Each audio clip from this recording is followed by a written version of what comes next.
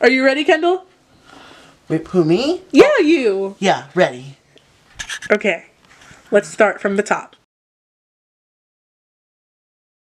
Hi, my name is Kendall Fields, and I have autism.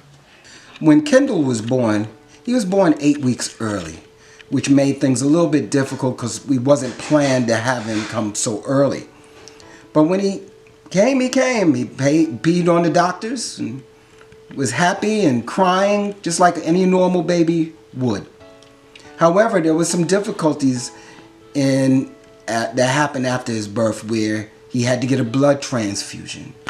Then also there was nobody at the hospital that was watching him at night, so that meant that when I came home from my job, I had to then focus going over to the hospital and bathing him and singing to him and sitting with him all night long until I had to go to work in the morning. My son Kendall is very unique. He's a teenager, but not your typical teenager. He still loves me unconditionally, doesn't talk back. But his mind is very still playful and innocent and overly loving and non-judgmental. He just has a pure spirit and is not really succumbing to a lot of the pressures that a lot of teenagers his age today are succumbing to. So it's like he's my baby child forever, which, as a mother who appreciates that nurturing and that relationship, it's something unique. So he has a good heart, he has a good spirit, he loves everybody and everything. He doesn't judge people, even if they don't want to talk to him, interact with him. He says, okay, it's fine, you're still my friend. His heart is very pure. Sometimes it makes me want to cry, because I know that the world is not like that. I know the world is going to be mean. The world is going to be judgmental. And I cry because I know that even though he's pure-hearted, the world is not going to give that back. And it scares me sometimes because I can't be there to protect him all the time. So that's one of my biggest fears. This young man is really grown. He went from having double pneumonia and a blood transfusion and not speaking until he was 6 to 7 because he was diagnosed with autism. And it was the social impairment part called Asperger's syndrome. He didn't start speaking until 6, 7 years old, but when he did, he started putting his words together, and now at 17, he's really come a long way where he's even making little jokes here and there. Some of them are funny, very funny, and some of them is just like a comedian being on stage that don't need to be there. But otherwise, he has a great heart, very passionate, very protective of women, don't like to see arguments, do not like me challenging him to a dance contest because he said I can't dance. However, this young man has come a long way.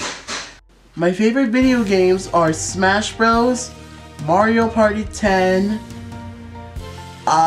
New Super Mario Bros. Wii U, Mario Kart Wii, and Mario and Sonic at the London 2012 Olympic Games. Especially Just Dance 2. I was dancing and getting the moves, and I was really getting it. One day I could be a better dancer than Daddy, because he always showing off her chicken moves. And that's all I gotta say. Since being home in quarantine, the first week was a little hard for Kendall. He sort of had a mini meltdown just for a day. Yeah, the difficult part about school is finishing new assignments that are so tricky.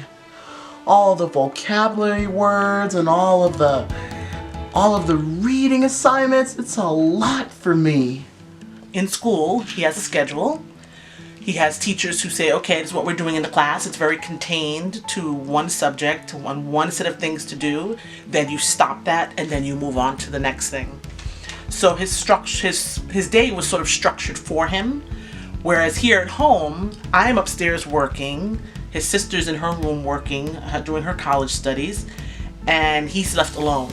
So although he has a planner and he knows what his schedule is, without having that surrounding framework for him, it was a little difficult for him to know or to self-guide himself throughout the day. He just sees things differently.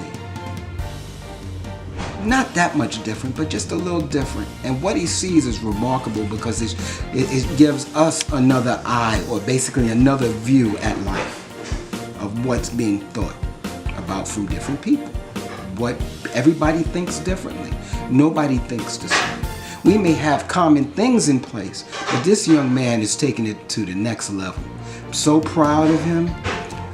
He's really fighting autism the best way he can by wanting to communicate, even when there's others that are not diagnosed with autism, don't even want to say hello. He'll go that extra mile to say good afternoon, to make people feel wanted because he wants to be wanted. Well, having autism made it harder for me to connect with people. And I love myself. I wouldn't have it any other way.